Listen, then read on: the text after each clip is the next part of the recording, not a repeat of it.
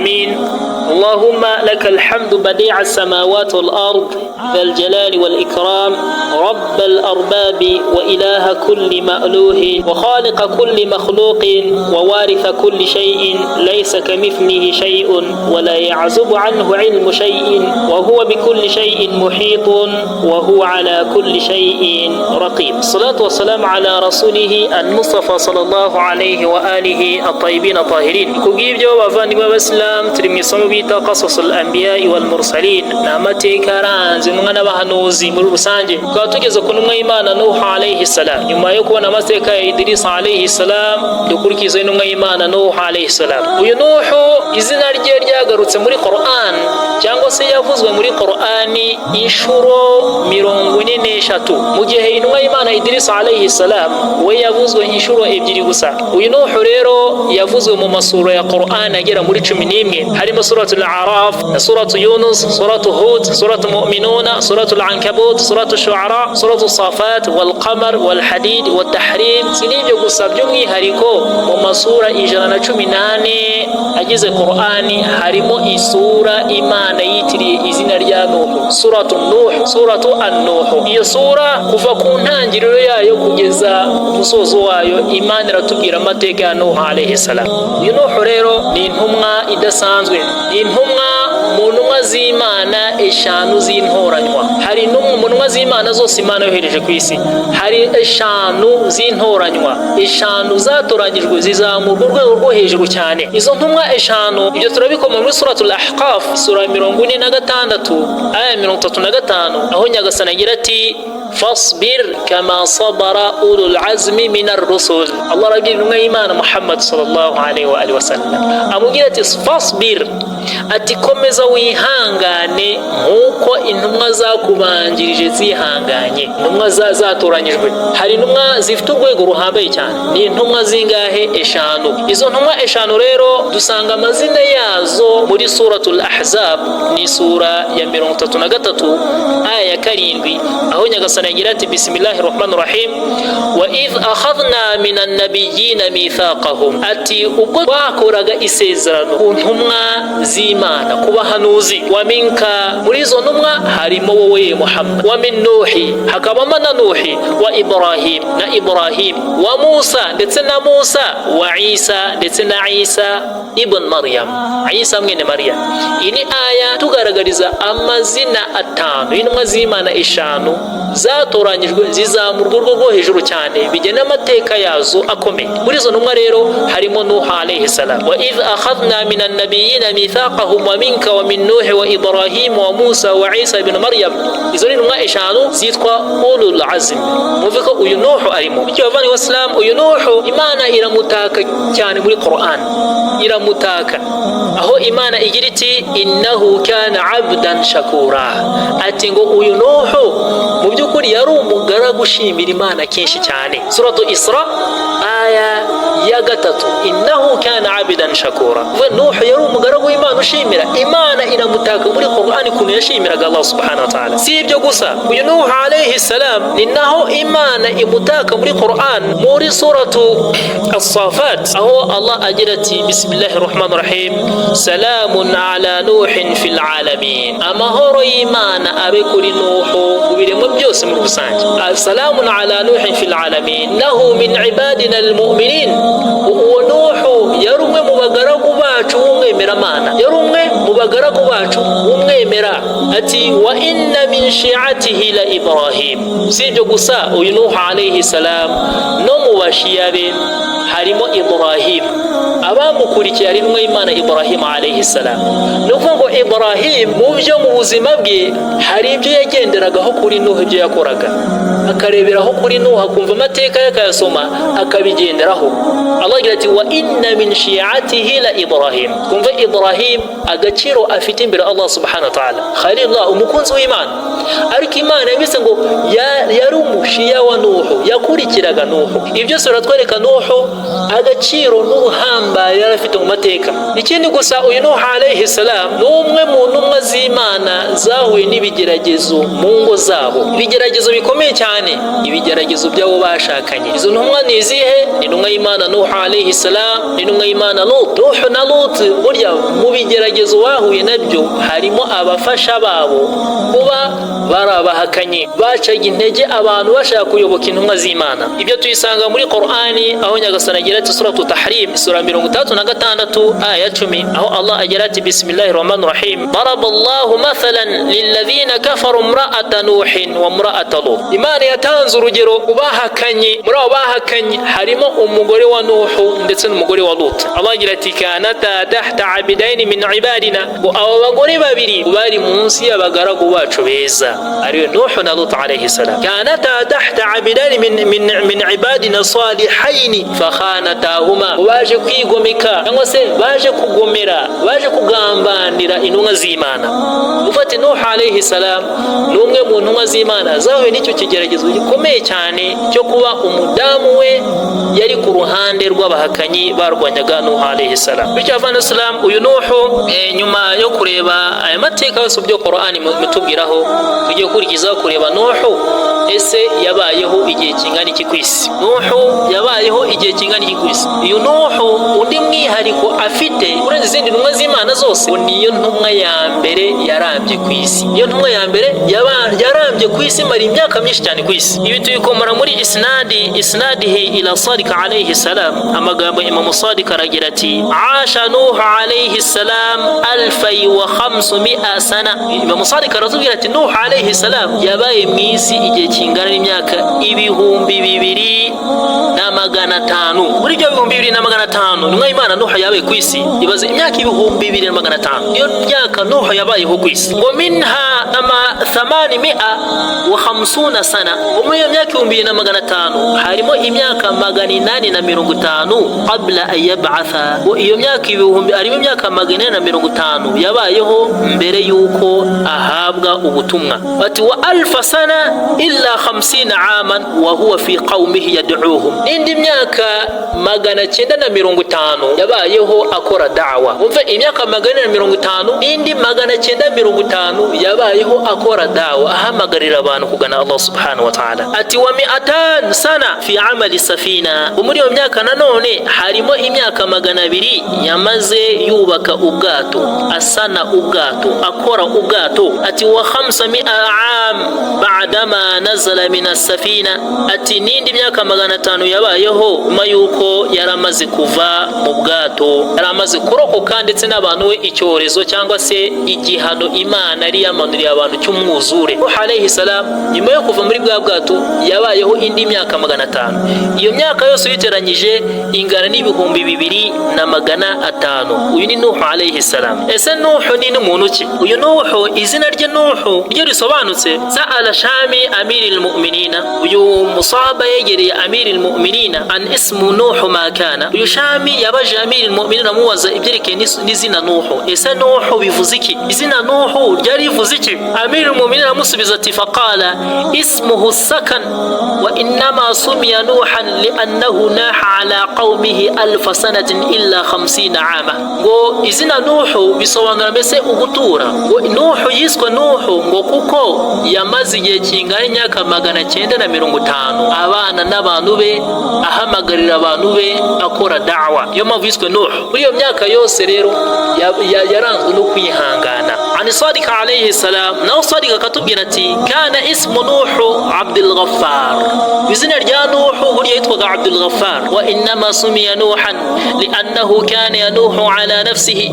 Yiswe Nuhu kuko yahoranaga gahinda muri we. Wa fihi anhu kana ismu Nuhu, arakomeza agira ati ngo izina rya Nuhu yitwaga Abdul Malik. Wa innama sumiya Nuhan li'annahu baka 500 sana.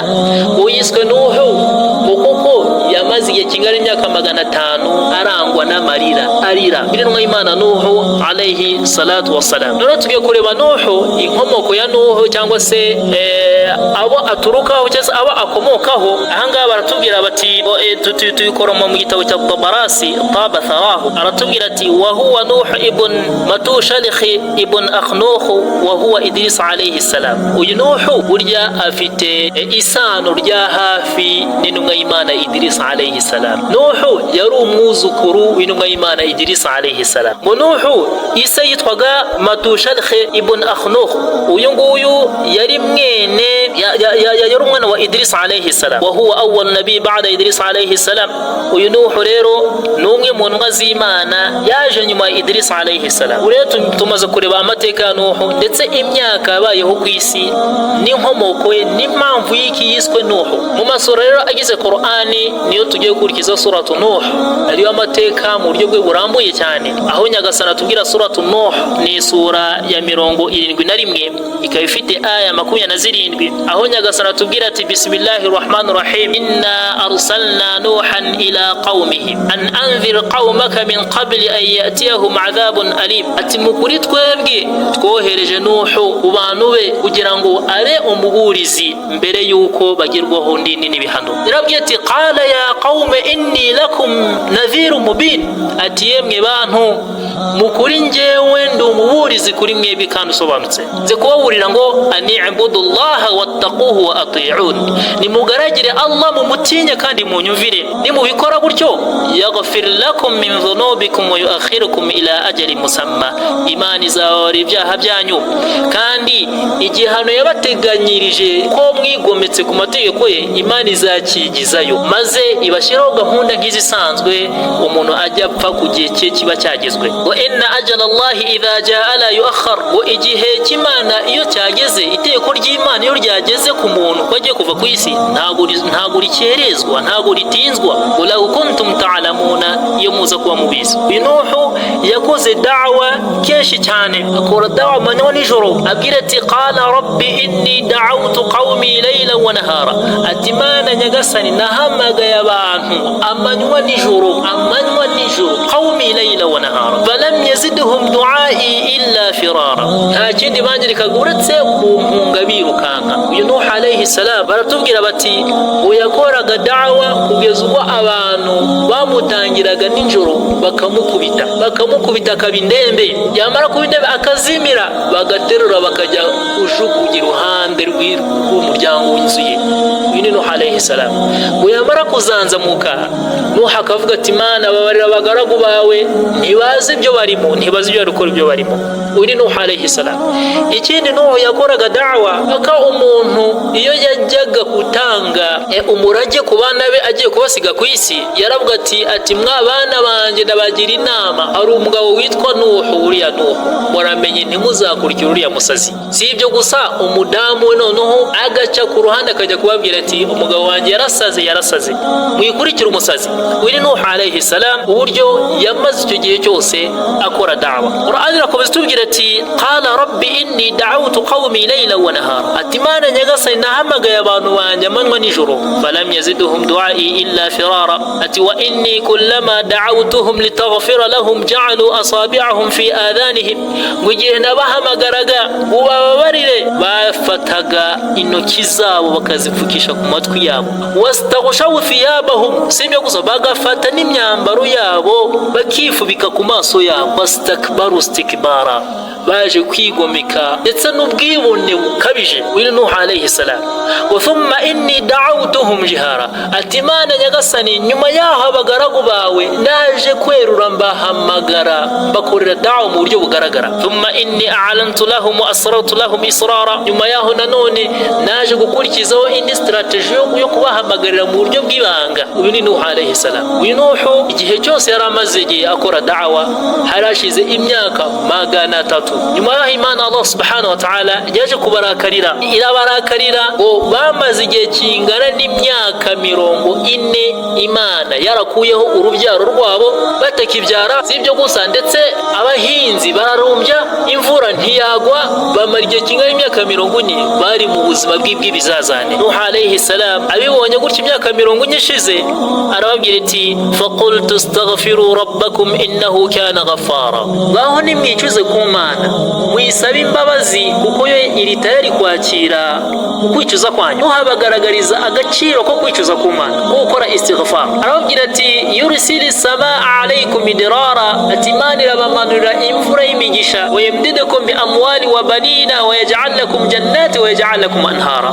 Hanyuma ibongerere imitungo, ibahe imitungo ndetse n'urubyaro rwiza, inabahe n'ubusitani, imirima yanyu igatanga umusaruro ushimishije kuri mwebwe, inabahe n'imigezi itemba amazi meza. Aka ni agaciro Nuhu yabagaragarizaga ko kwicuza ku Mana no gukora istighfar. Ni agaciro gahambaye cyane natwe tugiye kureberaho aya magambo Nuhu alayhi salatu wassalam yabwiraga abantu ku gihe cye. Abantu bakomeje kunangira cyane, ese ni izihe mbogamizi zatumye Nuhu bakomeza kumwigomekaho? Hari imbogamizi zikomeye cyane zazitiraga Nuhu abantu kumwumvira. Icya mbere ni umudamu we. Iyo Nuhu yajyaga kwigisha ahantu, umudamu yarahindukira agaca inyuma akajya kubabwira ndetse no gutesha agaciro amagambo ya Nuhu alayhi salatu wassalam. Icyo ni icya mbere. Icya kabiri, bari bafite abategetsi, ari abategetsi babo babashyiraho amategeko yo kubuza abantu gukurikira Nuhu alayhi salatu wassalam. Nuko Nuhu abivuga muri suratu Nuh, aho agira ati igihe yasabaga Imana yabaregaga ku Mana, agira ati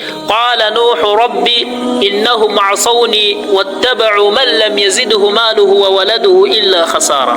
Nuko Nuhu abwira Imana, arega abantu be ku Mana agira ati mati Mana nyagasani, abagaragu bawe banyigometseho, bakomeje kunyigomekaho cyane, ahubwo bagahitamo gukurikira amategeko y'abategetsi babo, abayobozi babo, kubategeka kwanga no kukunkurikira, bagakurikira ba bandi batagira icyo babamarira uretse kuboreka. Wa makaru makran kubara, bakomeza gucura imigambi mibisha ku ntumwa y'Imana Nuhu alayhi salatu wassalam. Iyo ni imbogamizi ya kabiri abategetsi bari icyo gihe. Imbogamizi ya gatatu, hariho umuco wabo wo kwambaza ibigirwamana byariho icyo gihe. Uwo muco n'uwo mugenzo wari wabukamyemo mu gihe byari bamaze igihe kingana imyaka myinshi cyane bari muri uwo muco n'uwo mugenzo wo kwambaza ibigirwamana. Nk'uko Nuhu abivuga muri Qur'an agira ati waqalu la tadharunna alihatakum wa la tadharunna waddan wa la suwa'an wa la yaghutha wa ya'uqa wa nasra. Ubu abategetsi babwiraga abantu babo bati, nabo ubwo bakabwirana hagati yabo ati mwikwirengagiza Imana zacu, mwikwirengagiza kugaragira Imana zacu mukurikira Imana ya Nuhu. Izihe Mana basengaga? Ibigirwamana, ari cyitwaga wadda wa suwa'a ndetse na yaghutha na ya'uqa na nasra. Ibigirwamana byabo basengaga ni amateka y'imyaka yo hambere. Burya ngo bari abantu, hariho abantu beza, aya mazina bamaze kuvuga muri Qur'an. Abo bantu ngo bari abagaragu b'Imana beza kandi bari bafitiye rubanda akamaro, society akamaro. Imana yari yarabahaye imitungo n'ubushobozi, abantu bakawubanaho inyungu mu buryo bwiza kandi bwishimiwe n'abo bantu. Icyo gihe cyaje kugera abantu baza kwitaba Imana, ntibabakira hano ku isi. Abantu barababaye cyane, baravuga bati abantu twakundaga, abantu bacu uburyo tubakunda cyane, ese ni gute twakora ibishushanyo byabo, twabaza amasanamu yabo yo kuzajya tubibukiraho n'ibyiza byabo badukoreye. Baza gukora ayo mazu, baza kubaza amasanamu bayashyira muri mize, baza gushyiraho umunsi wo kuzajya bajya kuyibuka. Imyaka uko yagendaga yarangiraga, yajyaga imbere, ni nako abantu barushagaho abo bantu kubagana no kumva ibyiza byabo. Imyaka yaje gucaho myinshi cyane, abantu baza kubwirwa andi makuru y'uko burya biriya bisanamu ni imana zabo, ubisenge nk'uko abakurambere banyu babasengaga. Kandi yaraje abajya mu bwonko, abashyiraho icyo gitekerezo cyo gusenga abo bantu, ibyo bigirwamana byabo. Ubwo rero nibo bavugaga bati muramenye ntimuyirengagize Imana zacu basogokuruza bacu basengaga. Icyo rero kiri mu kintu cyari inzitizi ya gatatu kuri Nuhu alayhi salatu wassalam, kuba abantu banga kumuyoboka. Aha rero tugiye kureba intumwa y'Imana Nuhu alayhi salatu wassalam yamaze igihe kingana n'imyaka 300. Mu myaka 950, iyo ni imyaka 300 ya mbere ari muri ubwo buzima, abantu batamuyoboka, umugore we aba inzitizi, abantu bakamukubita agata ubwenge, bakajya kujugunya, bakajya kumunaga imbere y'urugo rwe yataye ubwenge. Uri Nuhu alayhi salatu wassalam. Aha tugiye kureba muri tafsiri ya Muhammad ibn Jarir at-Tabari aratubwira muri hadithi ye agira ati wa innahu kana najran faja'ahu Jibril alayhi salatu wassalam bi risalati wa qad balagha umruhu 460 sana. Nuhu hari hashize igihe kingana n'imyaka 460 nuko Nuhu azirwa umugabo yatembere Nuhu alayhi salatu wassalam. Umugabo yari malaika ariko Nuhu ntabwo yarazika ari malaika. Uwo mugabo aramubaza ati se yewe Nuhu ko nkubona unaniwe bite? Aramubwira ati qala inna qaumi la ya'rifuna Allah fa'taziltu anhum. Ati mukuri aba bantu banje ndababazwa nuko batazi Imana, niyo mpamvu biri kuntera umunaniro ndananiwe. Wa mugabo aramubwira ati faqala Jibril, ariwo Jibril ati fajahiduhum, baho barwanye. Nuko Nuhu aramubwira ati la taqata li bihim, ati nta bushobozi mfite bwo kuba nabarwanya. walau arafuni laqataluni, ati baramutse bamenye yuko ari njyewe Nuhu uje kubabwiriza. Icyo gihe Nuhu yari ari mu kandi gace, baramutse bamenye yuko ari njyewe banyica. Nuko wa mugabo aramubwira ati fa in a'tayta alquwa kunta tujahiduhum, ese ndamutse nguhaye fa in a'taytu alquwa, ndamutse nguhaye imbaraga ushobora kubarwanya. Nuko Nuhu alayhi salatu wasalam atangazwa n'amagambo y'uyu mugabo. Nuko aramubaza ati qala lahu Nuhu man anta, aramubaza ati se wowe urinde? Fasaha Jibril sihatan wahida. Nuko Jibril amubwira amagambo, ijambo rigaragaza ko ari malaika. Fa ajabatuhu almalaika bitalbiya. Igitangaza cyabayo nuko malaika ngo yamuzaniye abandi ba malaika baza bari gukora icyo bita talbiya, bavuga bati labbaika labbaika ya rasul rabbil alamin, ati turakwitabye yewe ntumwa y'Imana. Nuko Nuhu alayhi salatu wasalam arishima cyane. Faqala lahu Jibril amuzanira ubutumwa buvuye ku Mana agira ati ana sahibu abawayka Adam wa Idris, ati njyewe ndi inshuti y'aba papa wawe Adam ndetse na Idris. Ati warrahman yuqri'uka salam, kandi Imana iragutorera salamu, Imana iragusuhuza. Waqad ataytuka bil bishara, kandi nkuzaniye inkuru nziza. Ati wa hadha thawbu sabr, uyu mwenda n'umwenda wo kwihangana. Wa thawbul yaqin, nguzaniye n'umwenda wo kugiringiro. Wa thawbun nasra, ndetse n'umwenda wo kugushyigikira. Wa thawbur risalata wan nubuwa, kandi nakuzaniye n'umwenda w'ubutumwa ndetse n'ubuhanuzi. Wa amuruka an tatazawwaja bi'amurati binti Damran, kandi nkuzaniye n'irindi tegeko ryuko ukwiye kurongora, ugomba kurongora umukobwa wa Damran ibn al-Khunukh, fa innaha awwal man tu'min al-bik. Uyu mukobwa witwaga Amura mwene Damran arushaka kuko ari mu bambere bakwemeye. Uni Jibril alayhi salatu wasalam azanira Nuhu amakuru meza. Ngo nuko Nuhu alayhi salatu wasalam ngo ku munsi wa 10 ngo yaje kumura abo bantu ngo afite inkoni, ngo biyadihi asa bayda wa kanat al-asata tukhbiruhu bima yakun, yari afite inkoni y'umweru. Iyo nkoni ngo yamuhaga amakuru y'ibiri kuba. Uni Nuhu alayhi salatu wasalam aza mu bantu, urabona bari afite imyemerere yo gusenga ibigirwamana kandi banabikoreraga n'umunsi mukuru.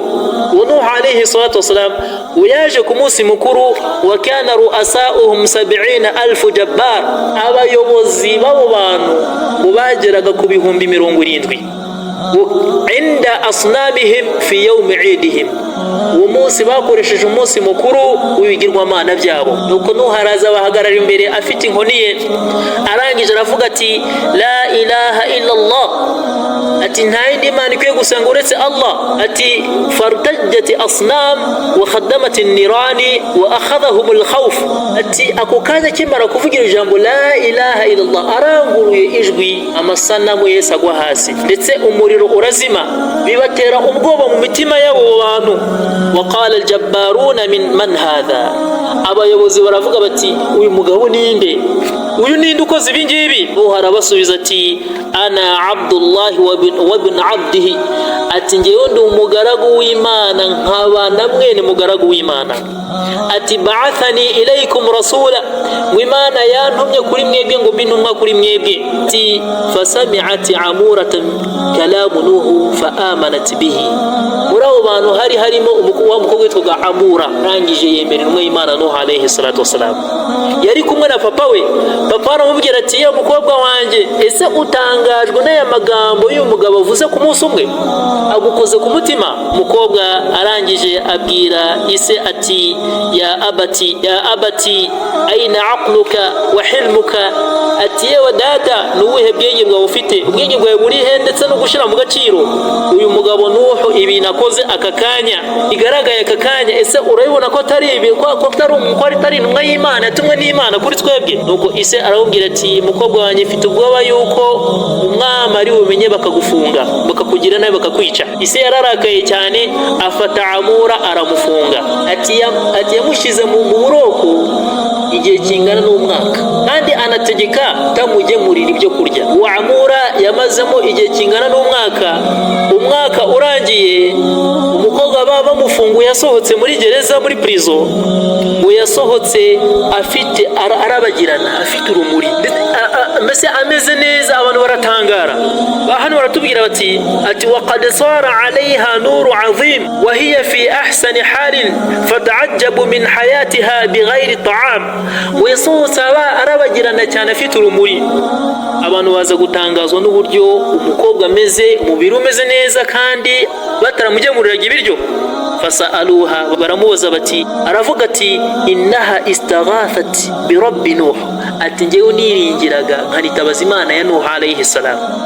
Wa anna Nuhan sallallahu alayhi wa alihi wasallam, wa anna Nuh alayhi salam kana yahduru indaha bima tahtaju ilayhi.